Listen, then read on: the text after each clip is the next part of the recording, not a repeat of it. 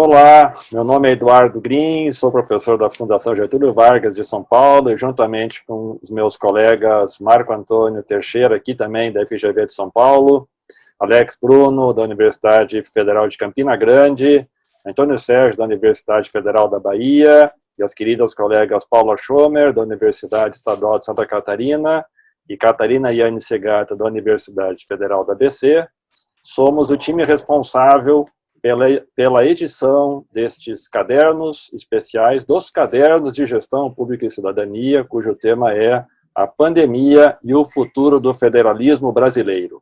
Bom, Green, nós vamos falar não só apenas dos problemas, que são muitos dentro desse tema, né, que envolve o federalismo e a pandemia, mas também, apesar de apresentarmos os problemas, a gente vai observar experiências locais cooperadas entre estados e municípios, visando desvencilhar-se dessa inação e negligência oriundas dessa descoordenação do governo federal.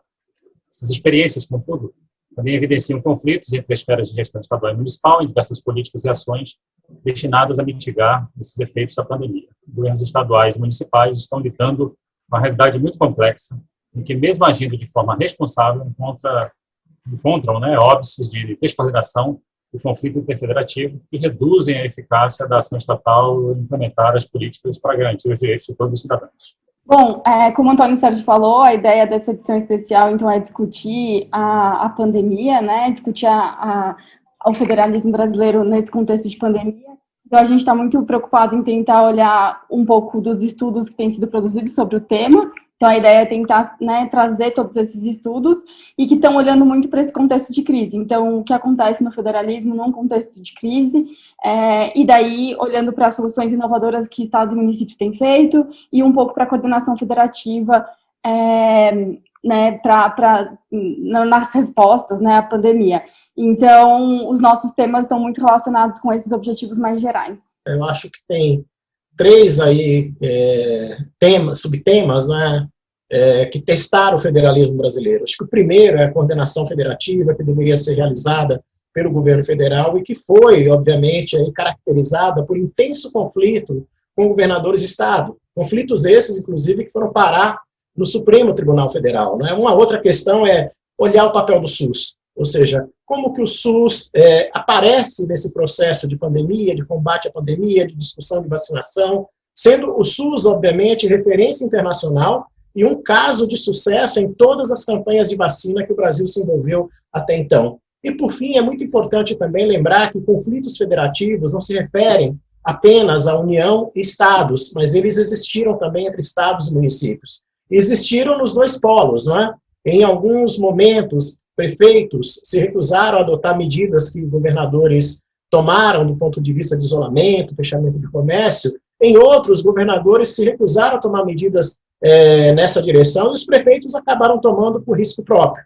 Então, aí tem um manancial de possibilidades de nós olharmos o federalismo brasileiro, porque a pandemia nos fez o favor de testá-lo, né? E testá-lo de uma maneira bastante intensa. Ainda nesse contexto, né, uma das coisas que chama a atenção são as diferentes capacidades dos municípios. Então, diferentes municípios tomaram decisões diferentes e tiveram resultados diferentes no enfrentamento dessa pandemia. Então, interessa para esse número conhecer os aspectos da autonomia municipal e as diferentes decisões que foram tomadas no enfrentamento da crise. Além do mais, as questões de cooperação intergovernamental também são interessantes na discussão desse número, porque a exemplo do consórcio dos estados do Nordeste, né, que tomaram decisões do enfrentamento diante dessa ausência do governo nacional, de coordenação do governo nacional, tomaram decisões que surtiram efeitos. Então é interessante para a gente conhecer essa discussão de cooperação, não só do consórcio do Nordeste, como de diversos outros arranjos colaborativos. Além disso, várias experiências internacionais são interessantes e precisam ser discutidas e demonstradas aqui. A gente precisa conhecer, e a gente quer conhecer as experiências internacionais, sobretudo das federações e como eles enfrentaram essa pandemia.